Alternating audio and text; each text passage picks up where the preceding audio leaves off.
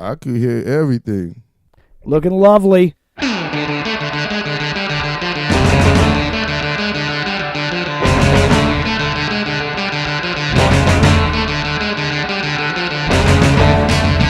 TrashTalk Radio, coming at you live on MP3 from the room without a view at sea level on beautiful Lake Washington. My name is Lestro, and with me as always is the Guru. Yes, sir, yes, sir, yes, sir, yes, sir, yes, sir, yes, sir, yes, sir. And you know how this works. We're here to talk a little trash on the week's worth of sports.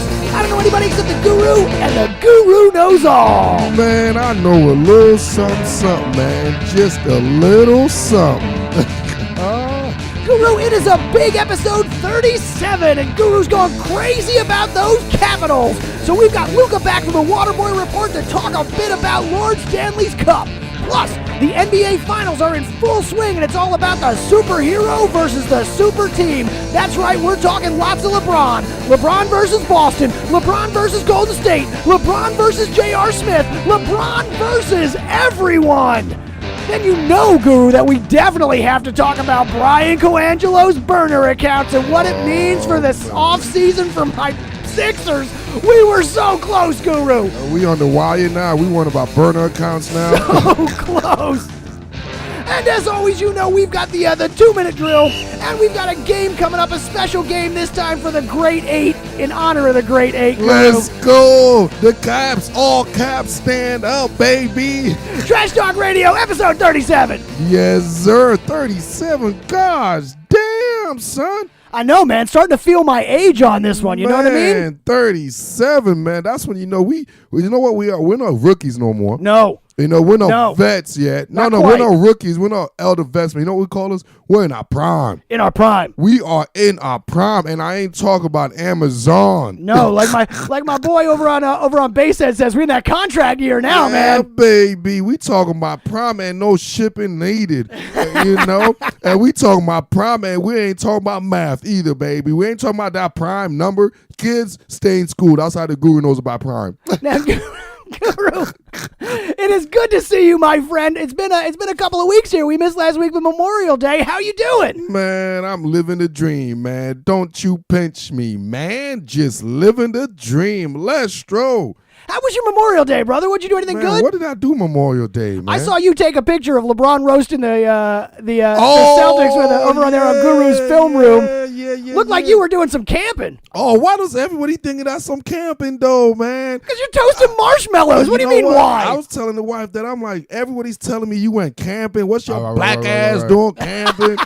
And then I confuse him, but I ain't gonna lie though, man. She don't listen to this, but yo, it wasn't camping, man. We're just at the beach, man. We're at Westport, man. Oh, that's nice, man. Yeah, we did a bonfire, man, but we just did it in the dark, so it looked like we camping. Oh, that's all right. All right, that makes more sense. Hey, but I did get my hoods, man. You know what I'm saying? My woods. You know, I already got the hood pass, now I got the woods pass, baby. Hood pass and wood pass. I was in that woods, baby. I'm the only African American in America that got the woods pass and the hood pass, baby. Let's get it, man. The Guru is cool in every hood and in every woods, baby. That bi-coastal Guru, man. You know, by elements, man. I could do it in the inner city and I could do it in the rural area, man. Only the Guru got that type of temperament. You know? That's what I like to hear, man. Well, in the meantime, since we last spoke, we have moved on from the playoffs into the NBA Finals now, and Wowzers. So let's before we get into all our Caps talk with Luca in the second segment, because I know you are psyched about that. I know you've actually said, but let's start with this, because you've talked about how you're going back to DC if they win. I'm going back to DC, DMV. Oh man, I want to celebrate Chinatown. I'm there, baby. Adams, Morgan, the whole DMV. I'm going to be out there, baby. Don't worry. I'm taking that red line straight to Verizon Center. Dude, I hope so. I had the best time of my life when I went to the Phillies parade in 2008. I flew home for it. Man, you talking about 2008, man. When's the last time you went to a victory parade? Hey, you know what? I already got the tickets ready. 2018. I see. All right. 2018. Before that, it was what, like 1952? Come on, man. You still worrying about the past, man. He's still talking about 2008, man. That was before Facebook. If you didn't know the name Adam Zuckerberg prior to the after 2008. Dude, I'm getting those 10-year on Facebook things now. It seems like forever ago. Dude. All right. But let's talk about the Caps a little bit with Luca later in the show. Got my blood flowing. Let's get into it about the NBA here to start off the show, because talking about some blood flowing, man. LeBron James has been putting together not only a season the likes of which we've never seen before, but a playoffs the likes of which we've never seen before. And I got to tell you something, man. He made me a believer in that series against Boston. We haven't talked since the playoff matchup was set at the one we all expected it to be set, but it looked a little bumpy going in. When LeBron came back and played all 48 minutes of that last game to beat the Celtics, good Lord, I thought to myself, he is a superhero. We talked earlier about him being the Black Panther. Yes, sir. He is a superhero going forward, and I don't know what else the Celtics could have done. LeBron James versus everyone to get to the finals. Meanwhile, on the other side, the Golden State Warriors sneak past the Rockets, as far as I'm concerned, when CP3 goes down. Looked to me like they would have really made a run at that. But then again, what we see with the Warriors is they love to spot you points, man. They love to spot you games. They love to spot you whole halves. Yeah, that is the Golden State Warriors. Obviously, they're a superior team. Let's just cut to the chase. Well, let's just cut to the chase. We got the superhero versus the super team. You know what? I look at this. Speaking of, we use the Black Panthers analogy, right? Right. And we all seen the movie. Finally, you saw it. What, 3 months later? Yeah. Yeah. So if you haven't seen it, go. Team Killmonger. Hey, if you haven't seen it, go watch the Black Panther. Hey, and Black Panther, send me that check for that free plug, baby. Yeah. Hashtag Team Killmonger. Ain't nothing free out here. But you remember the first side when he actually lost to the who was the guy he lost? Yeah. When he lost to Killmonger. Killmonger, right? He got his ass whooped, and then that's what basically what LeBron is going through. But the difference is this ain't the movie.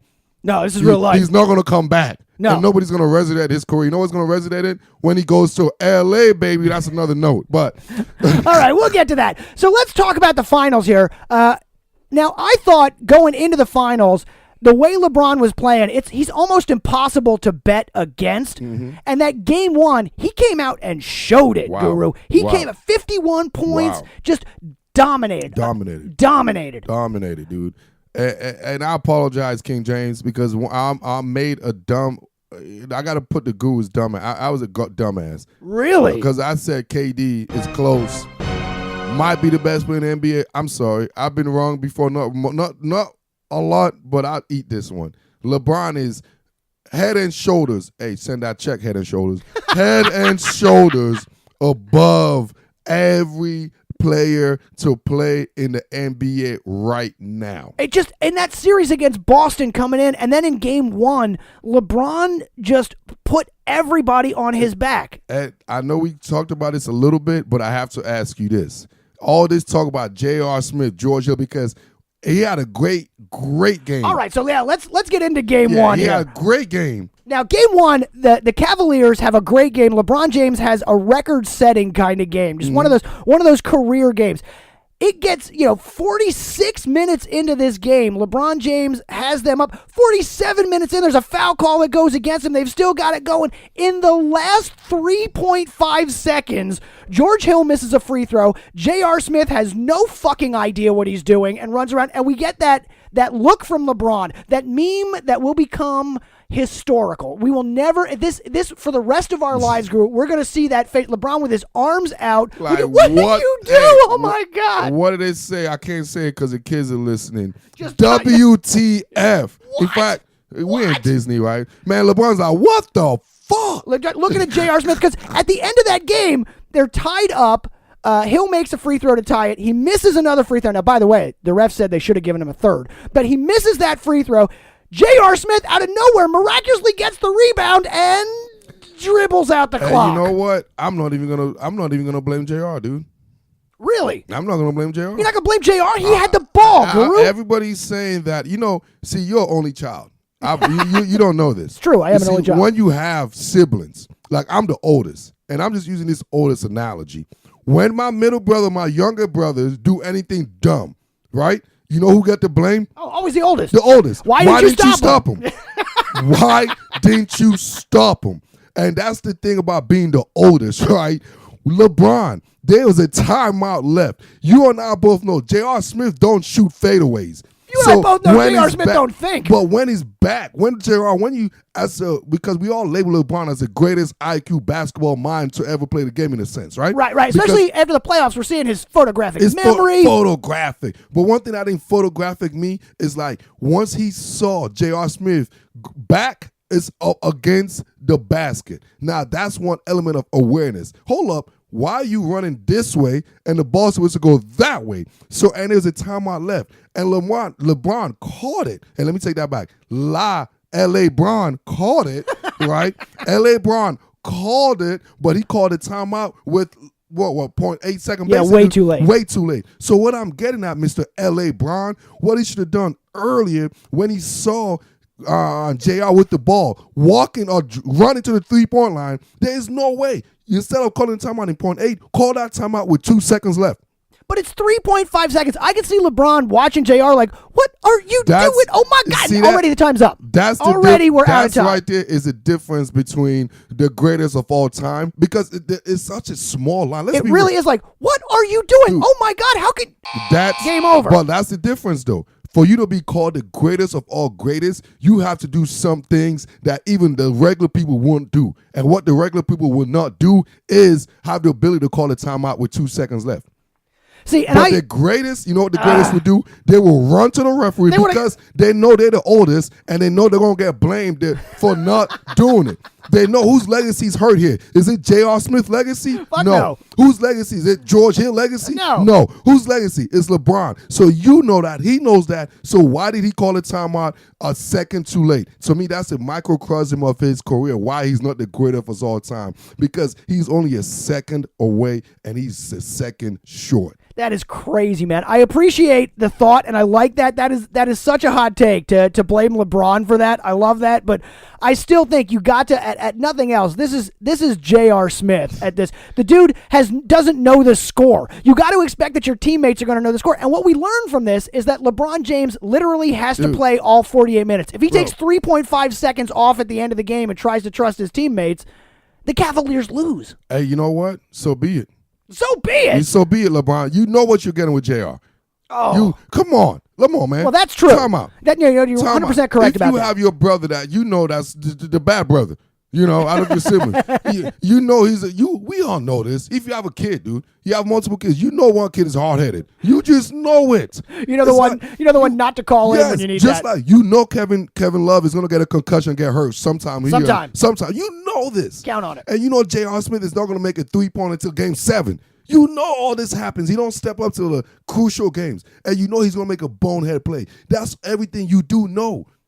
If it was Jordan, and I don't want to say Jordan, but I got to say it. If it was Jordan. That's the discussion. Hey, and then Horace Grant or Steve Kerr or Dennis Rodman get a rebound in that type of situation. Steve Kerr, he does? He's a shooter. You know what Jordan would do? We'd call a damn timeout. It's like, you know why? Ball. Give me that ball. I need that ball. Exactly. Even if it's 0.8, Jordan be like, hell, you know what Kobe would have done? Call the timeout. Well, no matter whose fault it was, Guru, that moment, I think, changed everything. That moment changed the series. When they went to overtime there, I tweeted at that point over at Lestro on Twitter. I tweeted that it was Dubs and 4 at that point. Now, I was making the case before that the Cavs would have a shot, but at that moment, they opened the door. And that's what you cannot do with the Golden State Warriors. The Golden State Warriors all year long have been daring teams to beat them. It's like they've been losing for the first hour. They've been spotting teams full halves. They've been spotting teams a whole bunch of play, and then at the end of the game they roll back.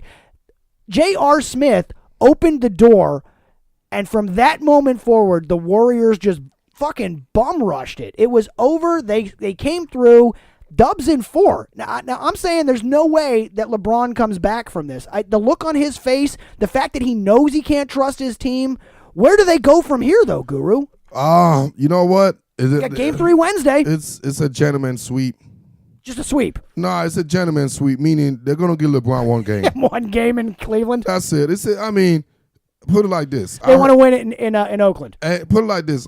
And I was listening to Stephen A. and we were kind of on the same thought with this. When you're that great, you should never get swept. When you're that great, you should win one game. I don't care who you are. Like, what example you use that I agree with? Remember the Lakers when they played your boy Philly with AI. Yeah. There was no way AI with McKee and Mutombo, and there was no way that team had to pray against Shaq and Kobe and Ty Lue of those years. They were the biggest underdogs. They were the last big underdogs as opposed to this year with Cleveland going in. Exactly. And you know what AI did? Got a game. He got a game. Stole a game from him. He got a game. If LeBron can't get a game, in this, I don't care who he's playing against, for him to be that much head and shoulders, send that check. You know, that much head and shoulders, he got to win a home game. You know, I would have agreed with you, but I got to tell you, I got a little bit of audio here that I think you got to hear. This was, I got this. This is snuck out now. This is LeBron's speech to his team after the game 1 loss. This was after the Warriors dominated in the locker room after. I got a little audio for you here. It goes a little something like this. Fuck you, fuck you, fuck you.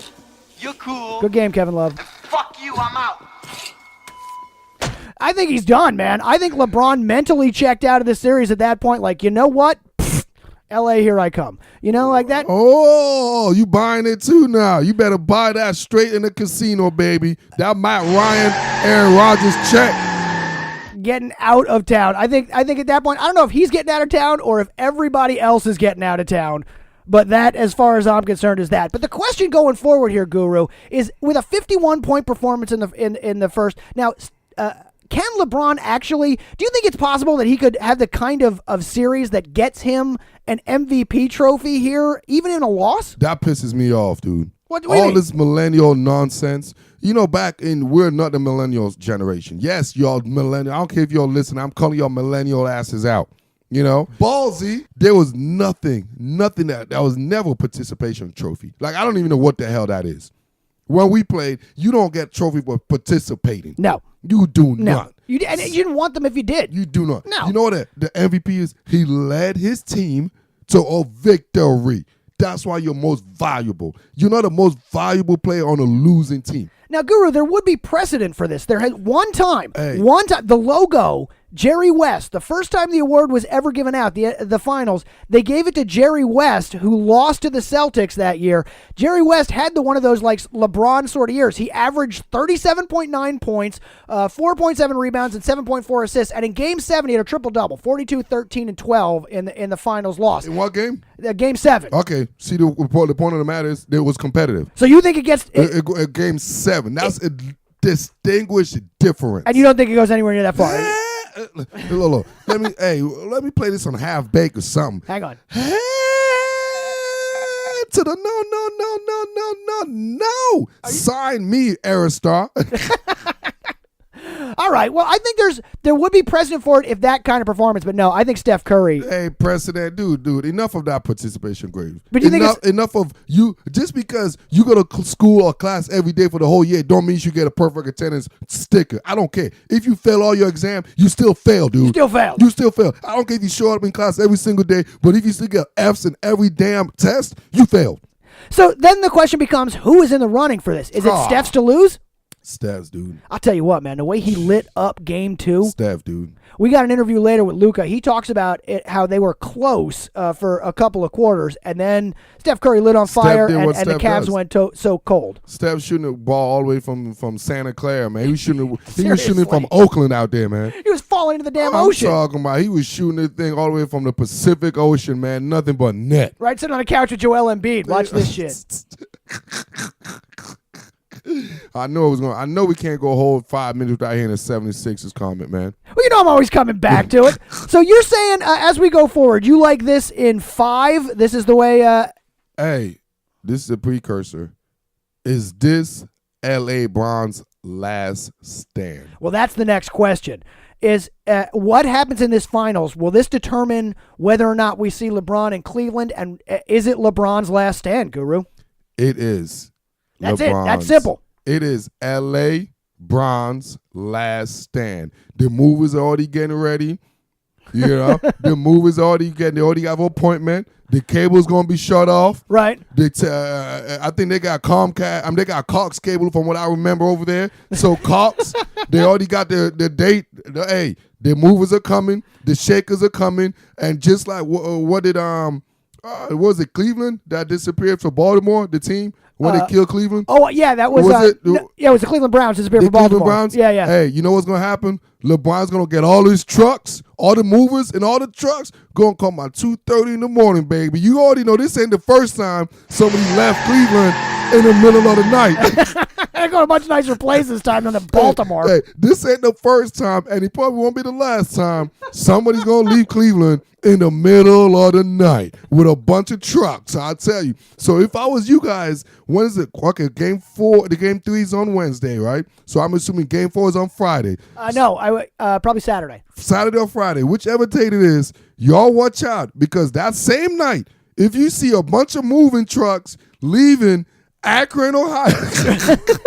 You think he even comes back? If they're leaving Akron, Ohio. You think he fly us out after game 4 and is like, that's it? If you all see a bunch of U-Haul Send side my by undies. side like it's a wedding or your funeral, because LeBron got a bunch of stuff. It's a bunch of U-Haul, you know. You know, the wife's going through the house right now, packing up all this stuff, like wrapping things in bubble wrap. Like, this will look good in the sunshine. Hey, let me take that back. He don't even use U-Haul. If y'all see that private jet, Right. if you all see that ain't That Dan Gilbert. giant unmarked truck that's leaving there through there, you'll know who it is. Hey, this is not, all jokes aside, this is always a dead giveaway. After they get swept, whichever way, right? And this is always, I always look at this one, especially a guy like LeBron.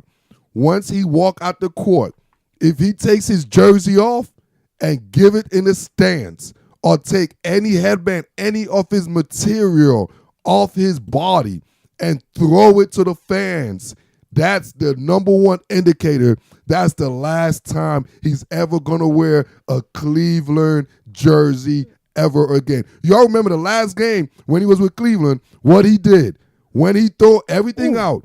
We all remember that. The guru only speaks facts, son. Seen well beam. I gotta tell you, man, I will now be watching for that. I will not be able to take my eyes off what happens to LeBron at the end of that game in Cleveland. At the end of that game. Right, you'll be standing there shirtless talking to somebody at the interview like, well, it was pretty good. Last time he was shirtless, he went to Miami. Went to Miami. That is crazy, man. Y'all, this is straight.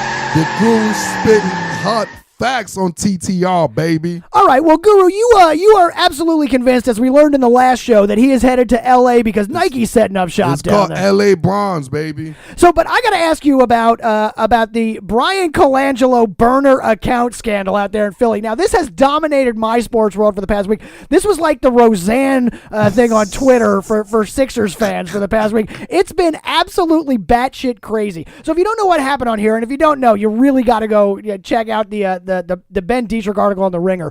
Ben Dietrich got contacted by somebody who said, hey, man, there's a whole bunch of these burner Twitter accounts that seem to, they're linked to Colangelo, who are commenting on players. They did a bunch of research. They called the team. The team was like, no, man, he's got one of them, but he doesn't comment.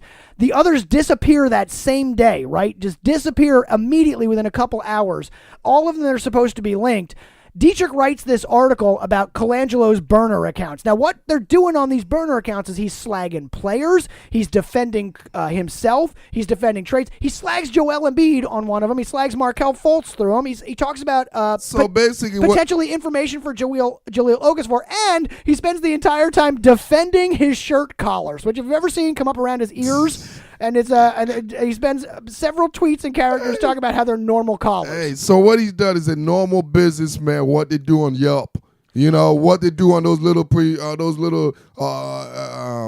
what they call those little recommendation or whatever. Yeah, on those sites, the Yelp that's sites. what you do, man. You make a bunch of bogus customers But you're and talking said, shit hey, about your look at my guys. product. It's great. Hey, look at this. Dude, what he's doing, the crazy thing, he just got caught. Well, here's the thing, is that Twitter, Sixers Twitter went absolutely crazy on this. And a bunch of them did, and Legs Insanity found out through, and the Burner Colangelo account did a whole bunch of stuff, and they essentially tracked it down to his wife. And they think it's his wife. Of course. But now it's definitely echoing Colangelo, Dude, you know, like it's what he would say. Of course. Hey, honey, this is what happened. They caught me. Hey, babes, I love you, but guess what? Shut down them accounts. You know what, babes? They're not gonna know. They're not gonna get on you because you're a woman, right? So let's just say you did it.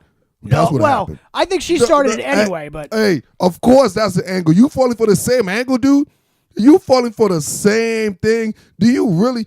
Look, we've been through this before. When a woman get that mad, You know, because we seen Brady's woman, we seen a bunch of guys, staffs, we seen them. Yeah, we see it all the time. They have the moxie to come out and say it on their own. Goodell, actually. I'm not a football I remember expert. Goodell's wife, right? Goodell's wife. I'm not a football expert. So at the end of the day, it's like, do I believe the wife may have something? Yeah, I believe that. But do I believe Ryan that has nothing to do with that? No, I don't believe that. Right, so here's the question then, Guru. I don't either. I think Colangelo's completely involved. Now, he's denied it to Embiid. Oh, of course. Now, he's slagging Embiid. He's slagging Fultz. He's talking shit about Jahlil Okafor. The question is, how the hell is he still the GM of this Sixers team? Can they keep him, or do they have to fire him? The city of brotherly love, baby. Gotta go, right? You know what? You blame it on the wife. You can't, then what? It's Then like, get out. how you going to fire a guy when supposedly his wife is being a so-called good wife and defending him? How could you really fire? Like, what's really the stakes of fire? Because he already gave you the ultimate reason. Well, he's giving away information is the problem. And if she's slagging the team, the question is, if you're a player, like Guru, you're an athlete. If you're looking at a contract and now you've got your choice, you're going to have that max money contract. This is a team that's going. Do you want to go to the team where the GM and the GM's wife are tweeting out bullshit about the players? Good point. That's a very good point.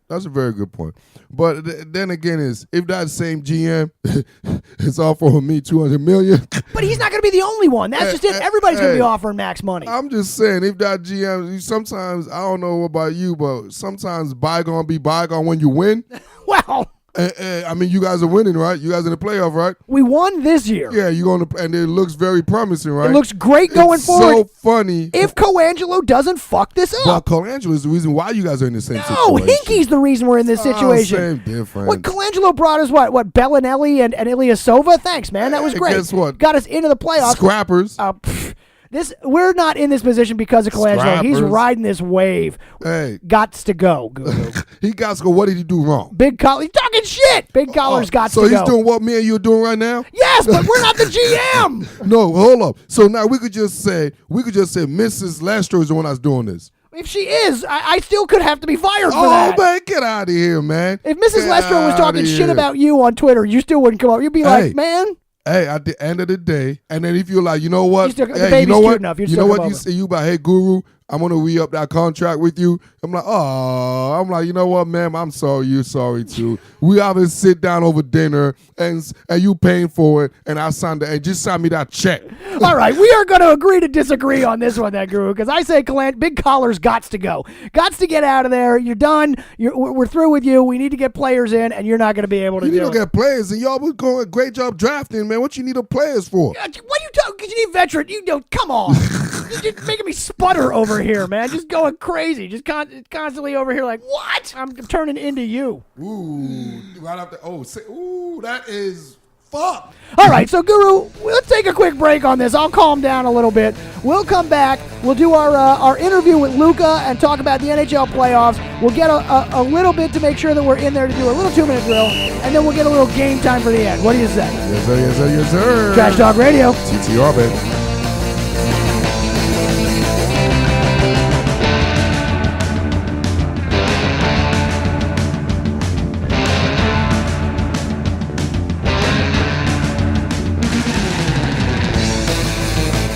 Trash Talk Radio, back again, segment 2.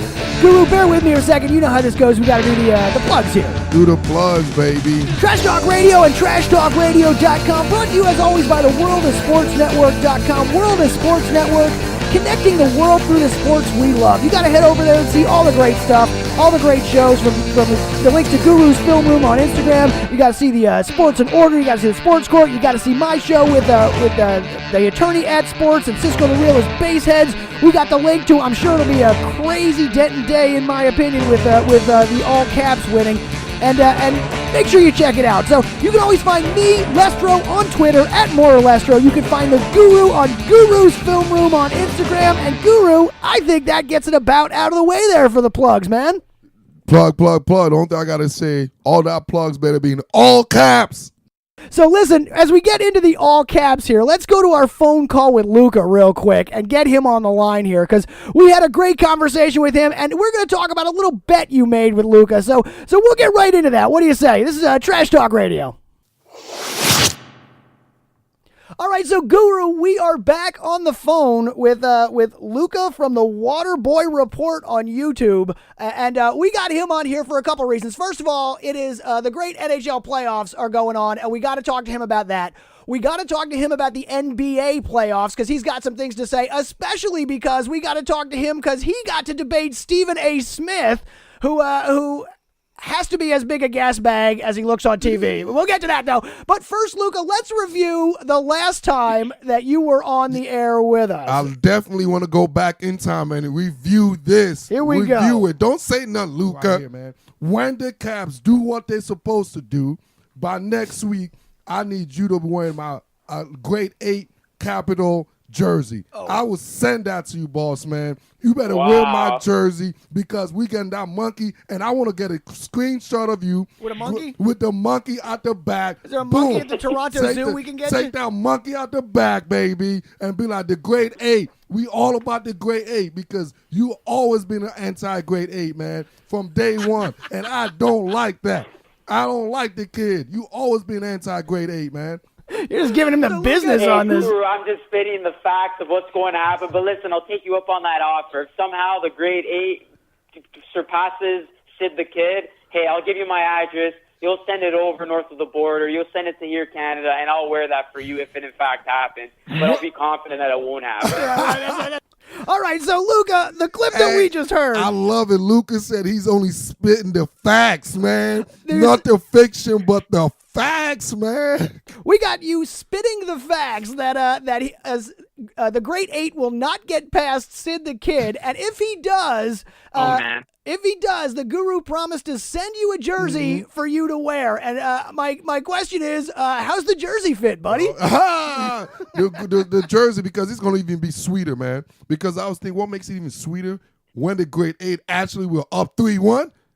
Oh. And then we're only one game for elimination because that's the shipping time right there. It's right. Okay. So we got the shipping time to the cup. I wanted to come out the exact same day as the victory trophy. As Lord Stanley is being lifted by the grade 8, I want an image of Luca with the grade 8 and Lord Stanley and saying, oh, Canada, y'all got to wait for another 20 years for another Canadian team to do something. So Luca, my man, weigh in here. I was wondering how I didn't get that in the mail. It's the Canadian Post. You know, it takes forever up there. The snail, man. Right. It's the time zones. That's the difference. He's got to get to you. Welcome, my man, my good friend, Luca. Welcome, man. Glad to have you back on the show, bud. Thanks so much, guys, for having me. Always a great time. So, Luca, let's start with the NHL and with the Great 8 and what's going on. They are up 2-1, and by the time we finish this call, we'll probably be up 3-1 on their way to the Stanley Cup. Lord Stanley, yes. Right, obviously. What's going on? How's it looking from where you are? Well, at the time of us recording this, it is currently 4-0 Capitals. Looking like they're going to win this game to go up 3-1. I got to sit here and say to the Guru, I talked a lot of smack in round 2. I didn't have this team getting past Sid the Kid and the Penguins. I was dead wrong. And this team has exceeded expectations. It is the year of Ovechkin, and bearing any big collapse, I can see the Capitals pulling it off here and winning the Stanley Cup. I just want to say this. I learned my lesson from round 2 because, guys, I picked the Capitals to beat the Lightning in the conference final. The Guru rubbed off on me. So I have the Capitals in the Stanley Cup final. Yes, sir. I have the Golden Knights. Winning the Stanley Cup final, so I might be wrong again. That's what we want. I wanted you to have the Golden Knights winning the Stanley Cup. Right, we heard on there in that clip, he was telling you that you keep picking against us. You do that. It works in his favor. But let me ask you this: you had the Knights going into the finals, though, when it was Vegas, the Caps, Vegas, Washington going in. Did you pick the Knights then, or did you have the Caps going into the finals? No, so originally I said Vegas was going to win this thing in 7. If the Capitals go up 3-1, I'm not going to be swaying my pick. I'll still stick with the Golden Knights, but it's going to be pretty hard to knock off the Caps. I mean, the Capitals, everybody has been waiting this year for them to kind of fall off and choke, kind of like seasons past. And that's going to be the narrative if they go up 3-1 here against the Vegas Golden Knights. But something about this season, guys, it's just special. And I think this truly is Ovechkin's his year to shine and win. That's fantastic, man. Does this mean that he gets this? We talked about in the clip, the monkey off his back. We want the picture of you with the monkey. Don't forget. So if we get the monkey off his back, does he finally get listed among the greats then? I think so. This was the one thing that was holding him back. He had all the accolades during the regular season, but the thing that kind of defined his career was, of course, his shortcomings in the playoffs. So he needed a big outing. Nobody saw this coming in a year where the Penguins were, of course, dominating the East, even a team like the Lightning and the Bruins having an outside shot. So no one was really giving the Capitals any sort of chance. Right from the get-go, really, when they were down 2-0 in the first round, a lot of people thought they were headed for another early disappointing playoff exit. It really looked like that. Ovechkin, you got to give him credit. He held his ground. This entire team collectively held their ground. And for sure, if he gets this Swan, it will definitely rise his career to new heights, and it will definitely elevate him amongst the greats. Ooh, hey, real quick, man, because as a Cavs fan, everybody knows the Guru is not me. I'm not even being unbiased. I'm being totally 100% biased. Now, did you see the save of the Capital franchise? We call it in the DC area the save. Yeah, that's what it's called, the save. The save. So now I might be a little bit on DC in me. Do you think that's the greatest save in NHL playoff history? I love it. I love it. I love it. Honestly, it's hard to bet against that save. When I watched that live, I literally jumped out of my seat. You talk about one of the greatest saves ever. Got to be out there. That in the magnitude of the game, a Stanley Cup final game, in the later stages of the game, what was there, a couple minutes left of the third minute period, 50 seconds. To single-handedly give your team the victory, that's got to rank up there with some of the greatest. I can only imagine how Capitals fans were reacting to that save, because as a non-Capitals fan and just an NHL fan, that got me riled up. That's the kind of moment that, we talk, especially with the NBA going on, we talk about moments that change the series and everything. That is the kind of moment where you can start to believe that this is the Caps year. Yes. That's the one where even the team goes, you know what? This is our time, guys. Did you see the image of Ovi when he made that save? Like I think ESPN or whatever on broadcast and NBC showed him, and he was put his hands in his face like, oh my gosh, feeling like, oh my gosh, dude, where is my balls? I just lost my balls. Somebody please Everything fell out. Clean up on our grade 8. Clean up on our grade 8. It was a great image, and I'm pretty sure that represented a lot of our reactions at that given moment. Incredible stuff. And that's a good point you brought up. When you see something like that, you just start to think it truly is the Capitals' year. And I want to bring this up too. Me and Lestro were just talking off air. Obviously, you know how pumped I was for this NHL season, and I just had it. It was just something I felt too as a DC guy. I just felt it because nobody was worrying about the Caps. Everybody was worrying about Sid. Obviously, I read somewhere this is from the last 15 years. This has been the highest rating NHL hockey playoff season. And do you have any reasons why that is? Yeah, that's interesting to note. I did not know that coming in. I think that's got to go, that speaks in large part to, the parity that there is in the NHL. A lot of people, they started watching these series. You had the great story of the Vegas Golden Knights. You had the defending Stanley Cup champs knocked out in the second round. So all of a sudden, we're ready to crown a new champion. You have the Capitals, a team that, like I said, in years past would always choke, obviously advancing, doing their thing. I think it's a combination of all those things and more. We've seen some incredible series, some highly competitive playoff action. And another reason why is, I think, because of the NBA. And the NBA's playoffs obviously go on during the NHL's playoffs. And the NBA is one of those sports that is lacking that type of great parity that makes the sport of hockey so great, of where, you get in, it doesn't matter what team you are, what's your rank, you have a shot at winning it all. And people are starting to expect that in the NHL, whereas the NBA, the two teams who are going to play each other at the end. We've seen it now 4 straight years in a row. So I think it's a combination of all that, Guru. And that's very interesting how this is coming up now with the Vegas Golden Knights also making history of being the first expansion team to make it to a Stanley Cup final. So I think that also plays a large factor into why the ratings have boomed. I agree with you, man. I think it's the Knights. I think that story coming out of nowhere and people tuning in because there's aside from Ovechkin, there's no superstars really right in this. There's no big name marquee above the title except for it's Ovechkin versus this nobody team of the Knights. So I can see why people are tuning in to see this. I also, and I have to admit, I have not been watching a lot of these games. It's my understanding that the Knights play a particularly exciting brand of hockey. Like it's visually exciting. Is that true or? These guys are just, listen, right from the get-go, before they even get to playing, they have a whole ceremony. They go through their whole game, ritual, whatever you want to call it. It's truly a great experience, and it's a great experience for the fans there. It's a great experience for us watching. These guys have just elevated the game from all aspects of the game. From the presentation, from their style of play, from the unsung heroes getting it done, from Marc-Andre Fleury putting on a clinic, reeling this team into a Stanley Cup final. These guys have been entertaining, and it's the underdogs. Everybody loves a good underdog story, and I think it's exactly that. We all want to see this team do it, but Guru's Capitals are gonna put a spoiled ending to this Cinderella story. Hey, disregard that. Don't say we all want to see them do it. Don't say we all. There's no we all, okay? I'll tell you what. I've won nothing to do with Vegas from the get-go winning it.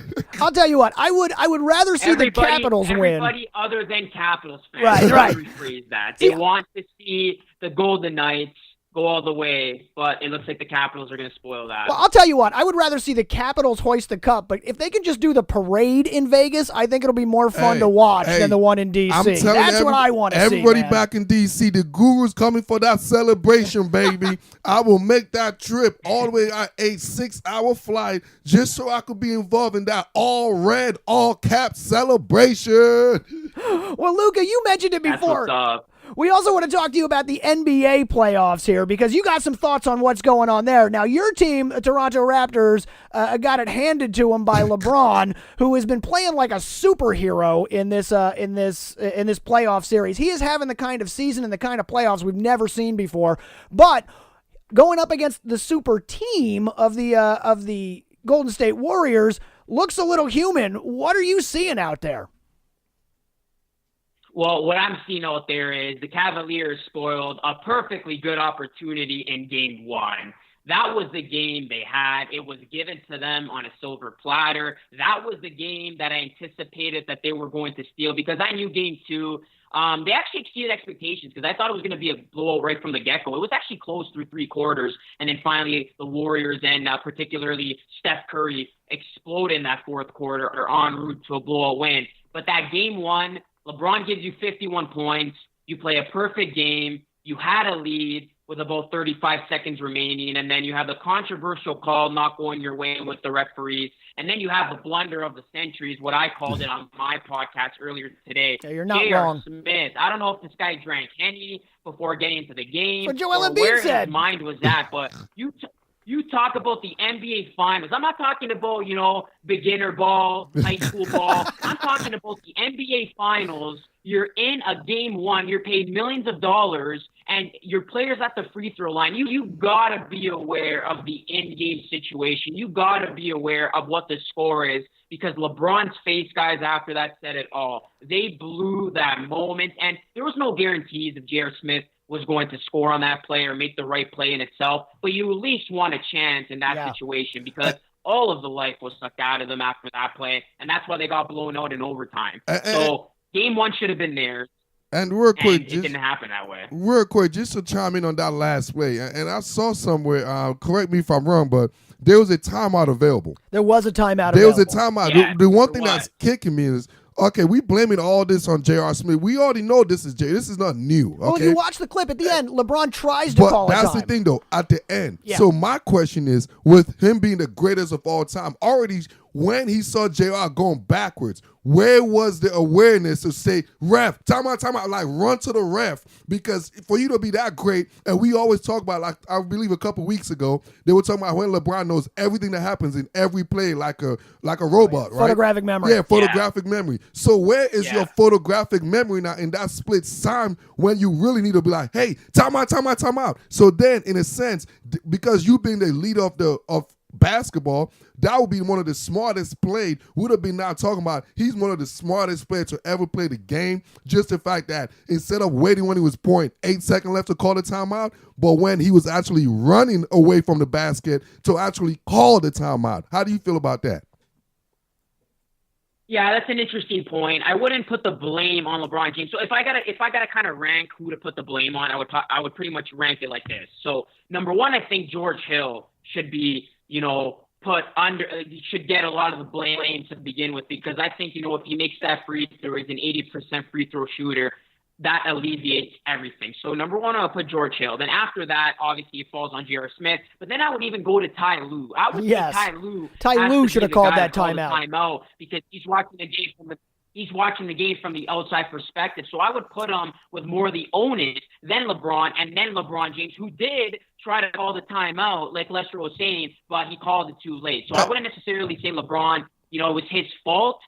It's more so J.R. Smith's fault and Ty Lue's fault. But I think to your point, Guru, it would have been one of those moments, when you watch the 30 for 30 on Reggie Miller, the presence of mind. The presence of mind.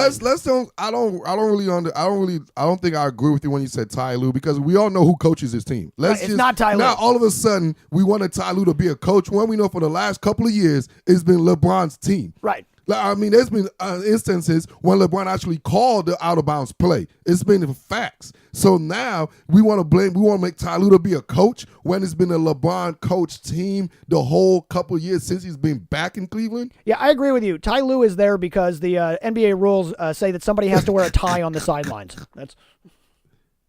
Yeah, that could be it too. But I still think JR shoulders the blame more so than LeBron. Come on. He's the guy who's in full control of the situation.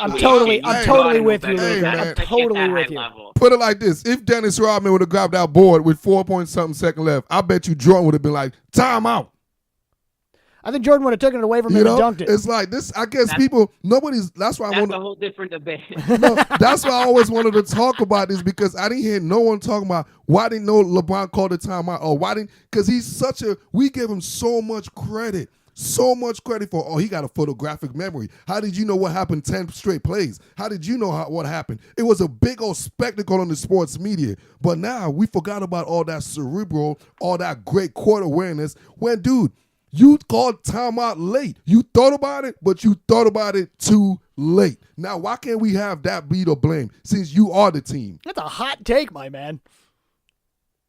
Yeah, it is a hot take. I think he gave J.R. Smith the benefit of the doubt. If you see your teammate, pick up the board, right. I think LeBron James thought in that instance when J.R. Smith started his backpedal, he thought he was going to shoot it. But then as soon as he turned the corner outwards, that's when LeBron's like, what's going on? And then that's when he tried calling the timeout. But at that point, there was like under a second left. So listen, it's very subjective. A lot of people have their take on this, but I still think it falls directly on the guy with the ball in his hands.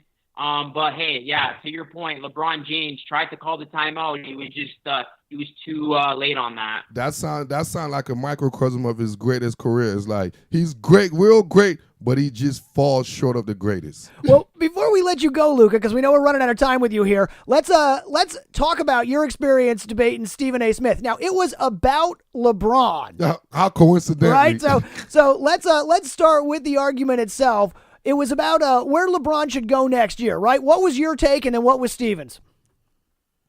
So my take was, first and foremost, guys, it was a great, humbling experience. Stephen A. is obviously, one of the best analysts in all of sports media. So it was a privilege to go one-on-one with him. It was a great experience in itself.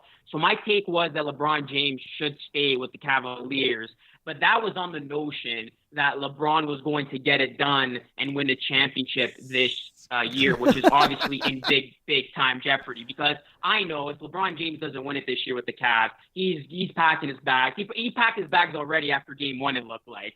when J.R. Smith made that blunder. But my initial take was that he should stay. It's better for his legacy to stay because he doesn't want to be remembered as a team jumper and a guy chasing rings. So I thought he is going to stay, and that's going to start with him winning the championship against this Warriors team. But I'm not backing down from my claim. I said Cavs in 7. I know they're down 2-0.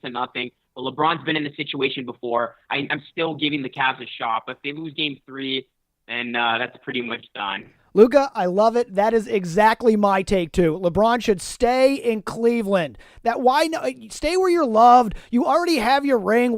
Don't go chasing waterfalls. Stay where you're home. You built that damn city. You might as well stay there. Do you know where TLC did that chasing waterfall at? In LA. Are you on LA too? Stephen A was on LA. Man, I'm 100%. I already said my reasons why. He's going to LA. It's bigger than just LeBron. It's bigger than basketball. LeBron's got big plans for after. I think his decision has already been made. I don't think this decision is like, oh my gosh, it's going to be made after the season. I think it was made. The time I think it was made was during the NBA All-Star game. I think Magic Johnson, the best recruiter, not known, called John Calipari. Right. I think Magic had in his home. He had every NBA superstar in his repertoire in his home. So I think he basically showed them what the lifestyle of an LA star would be. He had a whole week with them to recruit him, and I think there was a secret handshake down there that LeBron, Paul George, and they might make a trade with San Antonio for Kawhi, and I think that's who LeBron is going to war with for the next 3 years. I think it's also a lot nicer in LA than Cleveland that time of year. I think they go give him a few draft picks, and I think Brandon Ingram is going to be the one. I think Brandon Ingram could be a star over there in San Antonio. I think Pops could make Brandon Ingram into a top 15 player in the NBA.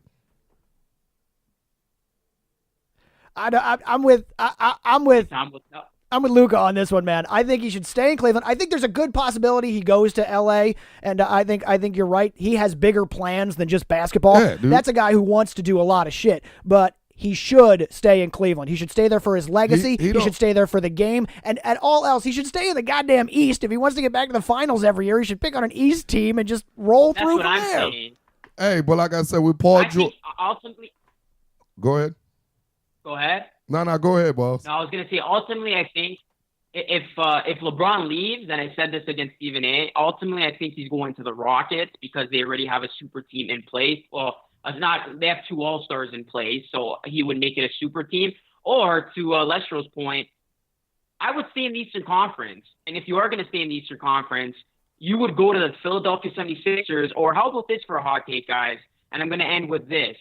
How about if some way, somehow, he got himself to the best team in the East right now? Who's the best team in the East right now? The Boston Celtics. The Boston Celtics. And we know Ainge. Danny Ainge is willing to do anything. Scared to pull the trigger. So imagine a situation where if he can trade Kyrie Irving to go get a Kawhi Leonard, if it means getting LeBron James on your team, don't rule out the possibility of the Boston Celtics, because if they have a chance to get LeBron with the young studs that they have now, that's the team that's compelling to me. And I'm not going to take credit for that theory. I was watching Antoine Walker. He actually spoke about this on it was on Fox Sports in his show. So I thought that was a compelling point of view from him, because if you do want to be the best and play with a bunch of other young, talented superstars or potential superstars, I think Boston's a pretty good destination if you're not going to go to Philly. And they also don't have Ben Simmons on their team, which is the position that LeBron plays. So it makes more sense for him to go to a team like Boston. And we know that Ainge is, like you said, willing to pull the trigger anywhere. He can get rid of Kyrie. You'll see Kyrie in San Antonio. He's got draft picks to trade. He's got everything to move. I think Boston is a sneaky pick, and I'm with you on that one, Luca. I think so. And I'm going to leave you on this one, Luca. I like the Boston pick, but I think when the end of Golden State's dominance, I think KD will be the one that's going to go to Boston in the next couple of years. We'll see KD in Philly. Which will give KD to finish his career up with a couple of rings. I think KD now has a taste of winning, and I don't see him going anywhere else but Boston. I see mercenary KD playing in So, Philly. at least, hey, we got one thing coming. Boston ain't done yet. We know that. Yeah, we know that. Luca, my man, we thank you for coming on the Exactly. show again. It is great to talk to you again. And next time we hear from you, we expect to get a picture of you in a Grade A. grade A jersey, an Ovechkin jersey. Hey, you might see me, going streaking in D.C. somewhere. Adams Morgan, baby, I'm coming right there. Chinatown, the Guru is going streaking after the Caps win, baby. Luca from the Waterboy Report on YouTube. Luca, thanks again, man. Thanks for having me, guys, and good luck with the Capitals, Guru. I'll be expecting that jersey if they can go all the way here. Thank you, sir. Thanks. Well, Guru, that was Luca saying he will wear the jersey if they win it. And what he didn't know then, and we know now, is that they are, in fact, one game closer. 6-2 victory, baby. I'm talking about this might be the highest scoring NHL Finals in a long time, man. That's a lot of points. 6-2. That's a lot of points, man. 3-1 Caps. Stay tuned to see if Luca has to wear the Alexander Ovechkin jersey and if Guru heads back to D.C. for the parade. I can't wait to tune in for that. All right, so Guru, it is time in the show where we are going to do the 2-minute drill. Are you ready? You already know. Here's how we do the 2-minute drill. It is the time on the show where we get to talk about the things that we didn't get to talk about on the show. I put 2 minutes on the clock. I throw some questions at Guru, and he answers them. Guru, are you ready? Let's get it, baby. 2 minutes on the clock. All right, question number 1. We missed 2 weeks here, and we missed the NFL anthem policy where they said you could either must stand on the field or you can stay in the locker room. My question, Guru, is what do you think of it, and what would you do?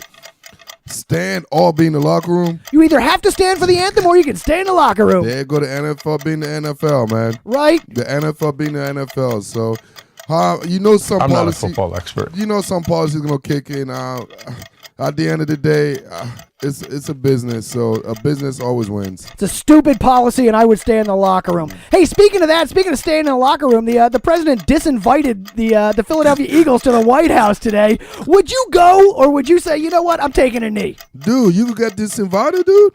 You got disinvited. Hey, isn't that what they call the Indian giver? They do, but only in D.C. where they had to say that. I'll tell you what, man, that is the best. I am glad he did it. I have never been prouder. All right. Hey, speaking of the Eagles, Michael Kendricks this weekend, who left the Eagles, was cut by the Eagles, just signed with the Browns, joining Jamie Collins, Joe Schubert, and Christian Kiersey at the linebacker core. My question to you, Guru, is did Cleveland have a sneaky good offseason? Dude, hey, Cleveland. The funny thing is, they had a heck of a good football season, off season, but LeBron, the real king of Cleveland, will be leaving at 2:37 a.m. either Saturday night or early Sunday morning.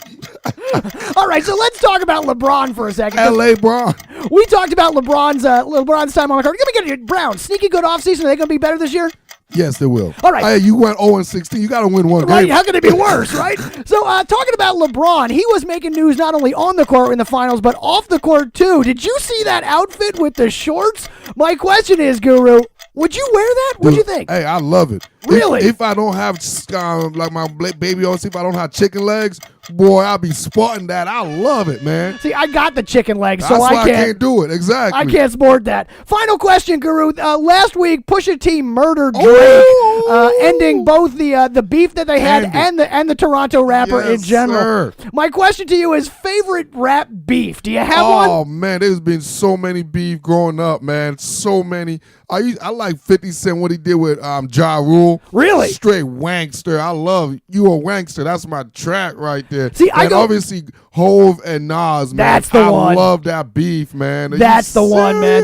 Any beef that's going to revive Nas's career, that is the one. Man, Nas came strong on the Hove, man. But we can't agree that. You sucker lips, Tybo ho. Oh, man, Ether. Man, Woo! Ether, you Tybo ho. What you mad because you ugly or something? All right, so let's get it out there, though. Pusha T murdered Drake, right? Murdered. I'm looking for Drake. Drake, where you at, baby? Drake ain't nowhere. And then I did Put out something a up damn there. press release. I'm like, thank you, Pusha. You know what? That's why I was pulling for LeBron, because the dark skins are back, baby. All them light skinned kids, man, all them high yellow babies, other than Steph Curry. Other than LeBron, Steph Curry. you better do something, LeBron. Stephen Clay got something to say about that. All right, Guru. Well, that brings us to game time. Dun, dun, dun. Game time. Game time. Game on. Game on. Sounds like game time to We me. should do the three of us should play a game of stickball. And Guru, this week on Game Time, in honor of the first finals appearance by the Great Eight and the 8th straight finals appearance by King James, let's play a game of Crazy Eights. What do you say? Ooh, I played this game before. All right, so here's how this works on Game Time. Right answers get us Marv. Wrong answers get us Rabel. Are you ready to go? Let's get it, baby. All right, question number 1. Alexander Ovechkin is not the only great to wear the number 8 in the DMV sports scene, and no, I'm not talking about your boy Kirk Cousin, I'm about to say. Baseball legend Cal Ripken Jr. also wore number 8 while playing for the Baltimore Orioles. In 95, Ripken played in his 2,131st consecutive game, beating Lou Gehrig's Iron Man record. But Ripken didn't stop there. How many games in a row did Ripken play? Was it A, about 2,200, B, about 2,600, C, about 2,800, or D, about 3,000? How many games did Ripken play in a row? 2,200, 2,600, 2,800, or 3,000? Man, see there, he's a little bit outside the beltway, so I won't really necessarily put him in the I see where you're going with DMV. here. Yeah, come on. But with that, I'll go with the good old 2,600. That is correct. He finished with 2,632 consecutive games, ending his streak in September of 1998. Yes, sir. Passed him in 95, ended it in 98. Cal Ripken, one of the greats. All right, to the NFL. I know what I was doing in 98 over in the high school hallway, baby. I was in college. I remember watching that game. All right, the NFL has seen its share of greats wearing a number 8 or 2 on their chest. And no, I'm still not talking about your boy Kirk Cousins. Oh, not my favorite cousin. So which number of the two, 8 or number 88, has more More players Hall of in Canton? Number 8 or number 88 is their primary number. Which has more Hall of Famers, number 8 or number 88? And I'll go with 88 with the receiver. That is also correct Yep, with 6 because of them. It's not too many number 8 as much as how many. All the great receivers were 88 or 80. That is true, and it was there are 6 of them in the Hall of Fame with the number 88 jersey. There are only 4 with a number 8 jersey. It's gonna be 5. Don't worry when Kirk Cousins done. Yeah, that's what they say. Yeah, hang on a second. I got something for that. Let's where is it? There it is. Okay, number 3. In which American sport is the clock set at 8 seconds? Which sport? No hints. Which sport requires a timing of 8 seconds before it counts? It's a sport. Some people consider it a sport. What? 8 seconds. Before it counts. Yeah, you gotta perform for 8 seconds. Oh, you gotta perform for 8 seconds. Wowzers, man! The one performing I was thinking about it. I don't think it's gonna last 8. I don't know if you're gonna perform again. If you're gonna Oh, you want some hints? You're taking the hints here? man. All right, which sport is the clock set at 8 seconds? Is it ski jump, bull riding, bowling, or shot put? Oh 8 seconds. man, that was bull riding. That man. is bull riding. I couldn't come up with 4 man. quick enough. That had That's to be bull an easy one. riding, man. All right, staying with our Crazy Eights game here on Trash Talk Radio. In the movie 8 Men Out is a scandal about what sport?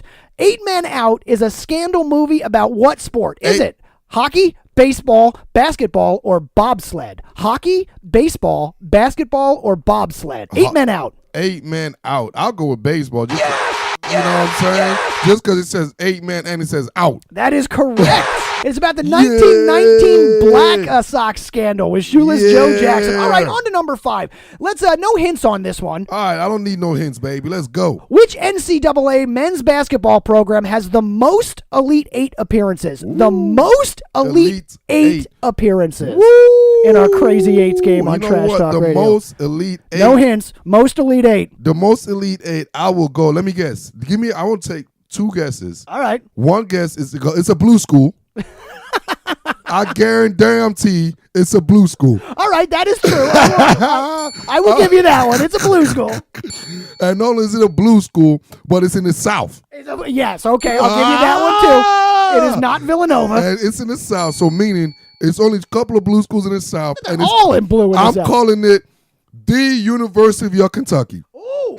It is Kentucky Woo, woo, woo. at 37. Yes, sir. Second place, also a blue school, UNC. UNC at 28. Oh, see what I'm talking about? The guru knows anything NCAA basketball. Vote blue. All right, we got 3 more here to get to our 8th question, our Crazy Eights game. Number 6, on to music, Guru. Okay. Which artist holds the record for consecutive album releases, not just studio albums, but consecutive album releases to hit number 1? Woo. 8 consecutive number 1s. Which artist has 8 consecutive number 1 do I albums? get a hint? I'm going to give you 4 of them. You ready?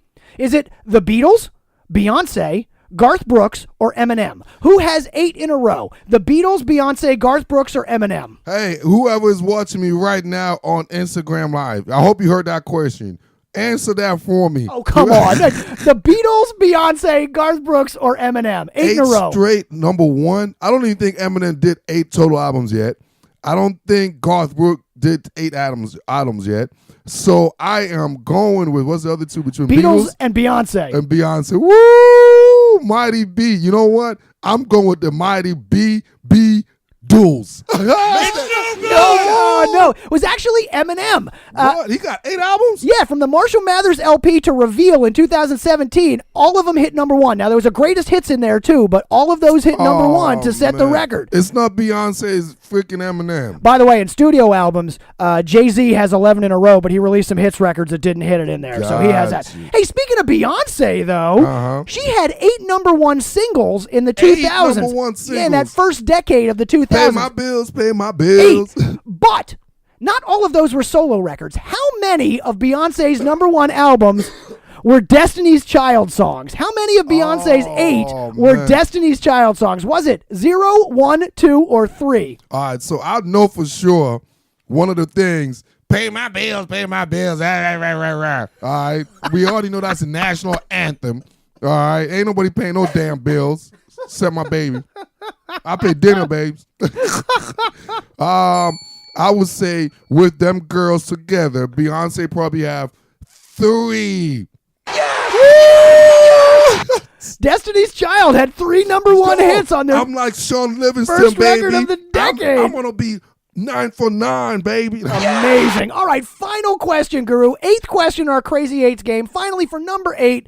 Guru, I love the Magic 8 Ball. Uh-huh. Which of the following is not... Listen to this. Which of the following is not a Magic 8 Ball fortune that you can flip over and see? Yeah. Not a Magic 8 Ball. Outlook good? My sources say no. Bet on it. Or ask again later. Which one is not a Magic 8 Ball? Ask again later is one of them because you always tell me that. I know that for sure.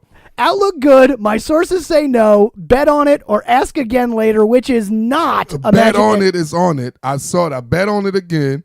So I know those 2 because I've shook that ball and saw that with my own eyes, the guru's eyes. So it's down to the other 2, process of elimination. Hello, is my it Outlook Instagram good? liver. Outlook good. My sources say no. Bet on it or ask again later. Outlook good. No, we missed it. We missed it. I took that from one of the viewers. It is actually bet on it. Bet on it? That one I made up. That is not on the Magic 8 Ball. Oh, my. Hey, listen to this. Oh, my God. Hey, Guru, that is how we play the Crazy Eights game on Trash Talk Radio this week. We are out of time on the show, running right up against it. My big thanks to Luca from the Waterboy Report for joining us this week to talk a little NHL. I can't wait to see him in that Ovechkin jersey, Guru. I can't wait for you to go back and tell us what it's like at that parade back there in D.C. I'm streaking, baby. I'm painting my body all red, man. Right. I'm streaking. Maybe that I don't need to see. Until next time, my name is Lestro. And you already know, it's the G to the U to the R to the U. Thanks for listening. Ciao.